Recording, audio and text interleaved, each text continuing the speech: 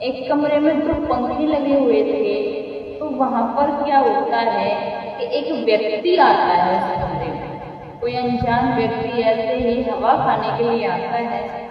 तो वो व्यक्ति देखता है छत पर दो पंखे लगे हैं, छत पर दो पंखे लगे हैं। तो उसने सोचा कि एक पंखा है जिसमें धूल मिट्टी जमा है, गंदा है, इसके नीचे तो नहीं बैठेगा।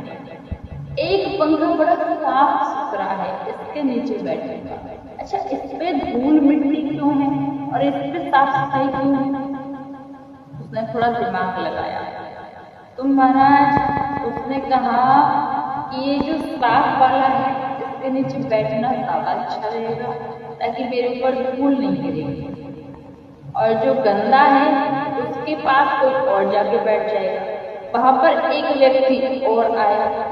उस व्यक्ति ने कहा, इस कमरे में दो पंखे हैं, साफ सुथरा पंखा है, उसके नीचे केवल एक व्यक्ति बैठा है, और जो गंदा पंखा है उसके नीचे मैं जाके बैठ जाता हूँ। तो वो व्यक्ति उस पंखे के नीचे आके बैठ गया। अब महाराज दूसरे व्यक्ति ने दिमाग लगाया कि तुमको साफ सफाई पसंद नहीं है क्या? मुझे लगता है कि तुमको गंदी अवस्थाओं में रहना ज्यादा अच्छा लगता है।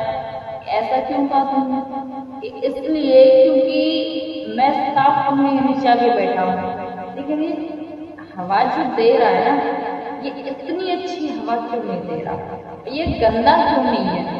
लेकिन तुम गंदे पंखे के नीचे बैठे हो, माना अच्छी हवा दे रहा है, लेकिन ये जो गंदा पंखा है इसकी धूल तुम्हारे ऊपर आ गई। यहाँ पर थोड़ा बुद्धि लगाने की विषय है। कहते ना कि छोटी बात कभी कभी बड़े इशारे देती है और समझदारी के लिए इशारा काफी होता है। कहा जाता है कि जो साफ सुथरा होता है उसने जीवन में कुछ किया ही नहीं, कुछ करने का प्रयास ही नहीं किया।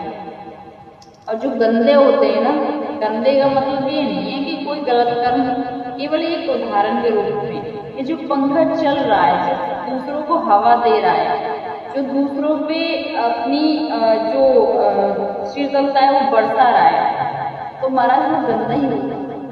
समाज में अगर आप जाओगे, कोई कार्य करोगे, कोई नाम का कार्य करोगे, तो बुराई बदनामी मिलेगी, आप गंदे हो जाओगे दूसरों की नजर में दिखने के लिए।